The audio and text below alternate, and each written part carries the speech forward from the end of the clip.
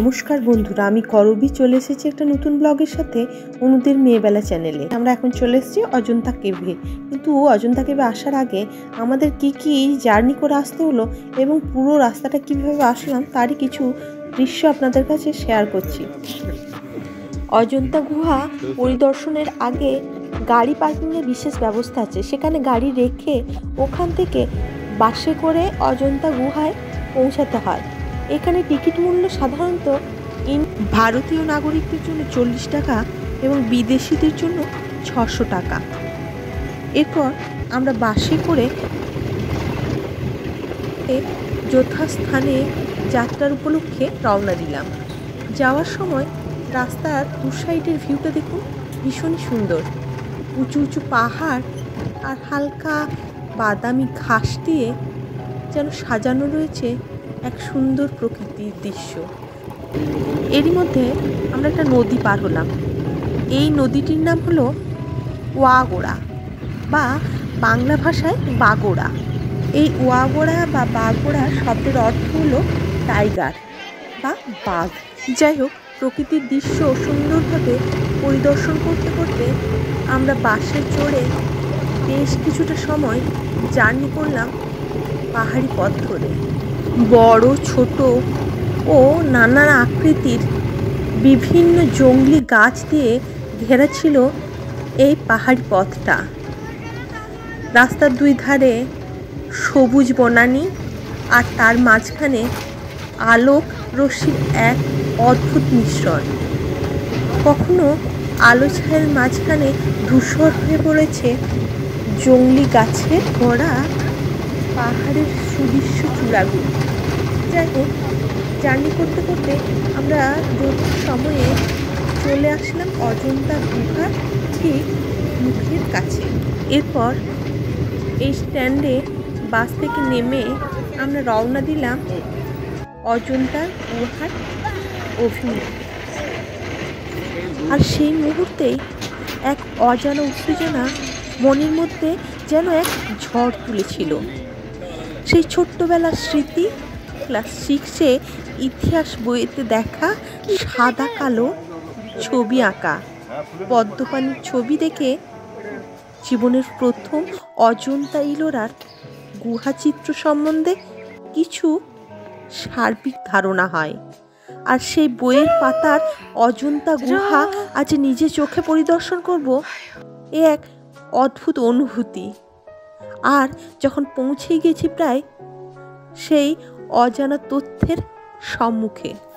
অজন্তা কেভটি দূর থেকে দেখতে অনেকটা অশ্বক্ষুর আকৃতির বা হর্স কুলিভ। 1819 সালে এই অজন্তা কেভ প্রথম আবিষ্কৃত হয়। এই কেভটি আবিষ্কার করেছিলেন জন স্মিথ। 1819 সালে আবিষ্কৃত জন স্মিথের এই অজন্তা কেভটি প্রায় আনুমানিক 1000 বছর আগে বানানো হয়েছিল।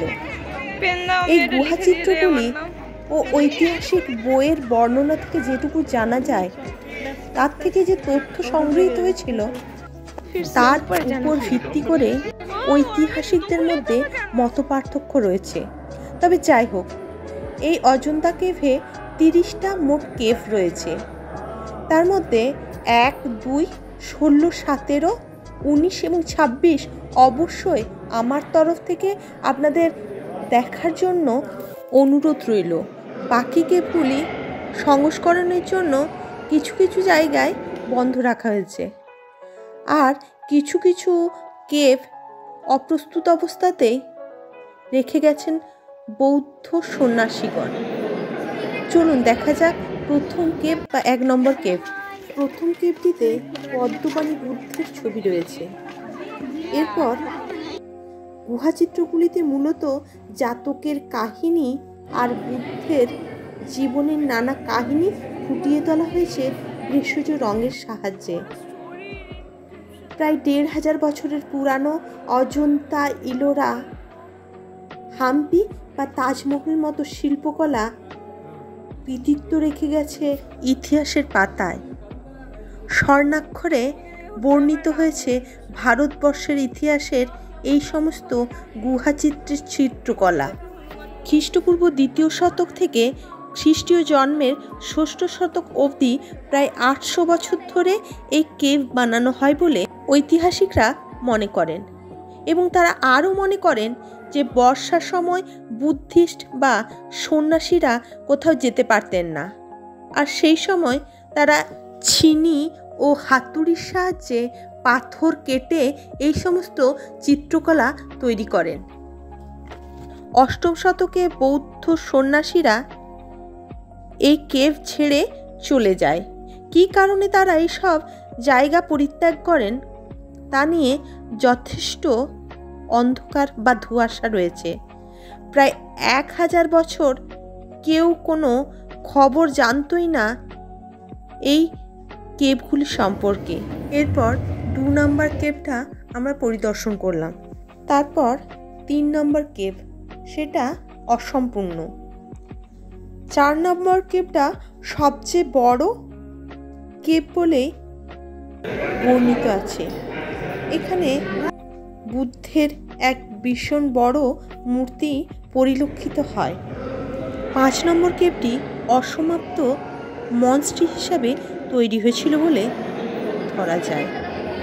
7 নম্বর যেটা, এই কেভে ধ্যানস্থ বুদ্ধের এক বিশাল মূর্তি লক্ষ্য করা যায়, যার সামনে বসে ছবি তোলার সুযোগটুকু আর হাতছাড়া করলাম না।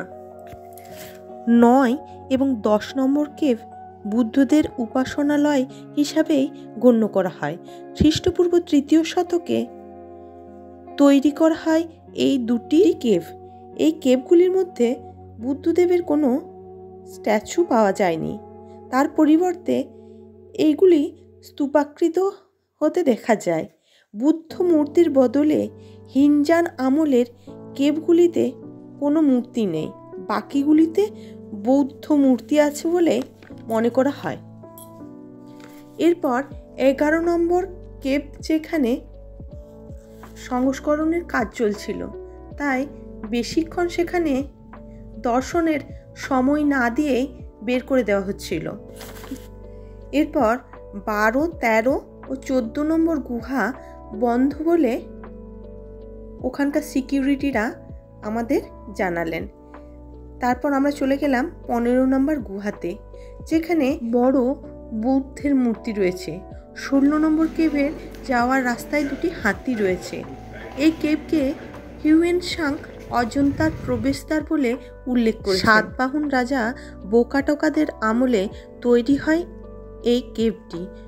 মূলত এরা হিন্দু হলেও বৌদ্ধিস্টদের সাহায্য করেছিলেন। বজ্রপাণি, পদ্মপাণি বৌদ্ধিস্ট 17 ও 18 নম্বরে কিছু নেই বলে গণ্য করা হয়। 19 নম্বর কেভটি হিনজান ও মহাযান ধর্মের ধর্ম পরিবর্তনের এক বিশেষ অবস্থান লক্ষ্য করা যায়। প্রথম ওয়ার্ল্ড হেরিটেজ সাইট 1983 সালে তৈরি হয়। 20 নম্বর গুহাটি দেখার জন্য আমাদের সিঁড়ি ভেঙে ওপরে যেতে হলো। এখানে বুদ্ধদের বিভিন্ন ছোট্ট ছোট্ট মূর্তি খোদাই করা ছিল ওয়ালের মধ্যে। এটি মূলত বোকাটোকাদের রাজত্বকালে প্রস্তুত হয়েছিল বলে ঐতিহাসিকরা মনে করেন। এরপর 22 ও 23 নম্বর গুহাগুলি অসমাপ্ত। 24 নম্বর গুহাও অসমাপ্ত, এটা দ্বিতীয় বড় গুহা।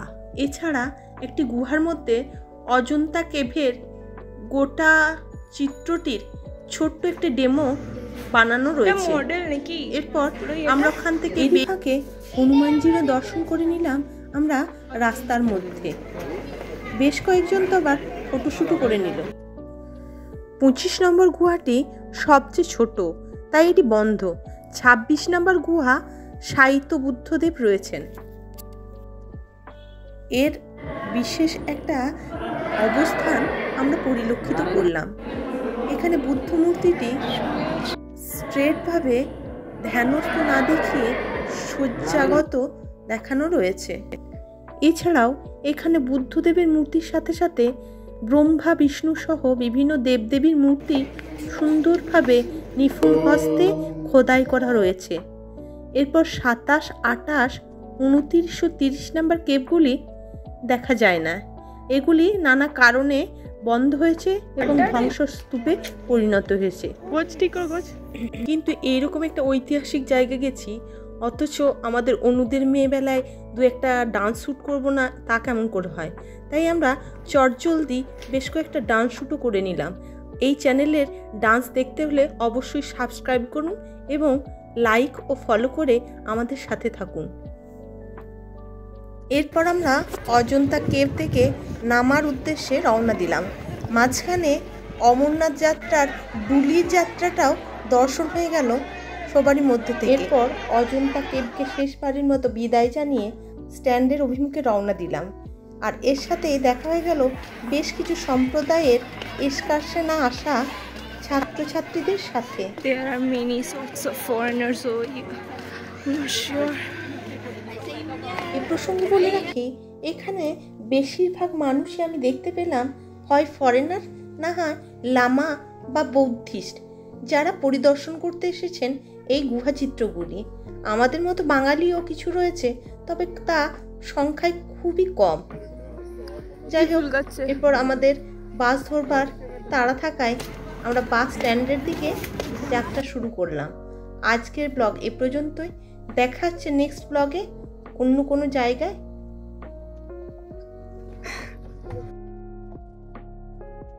Big catwalk.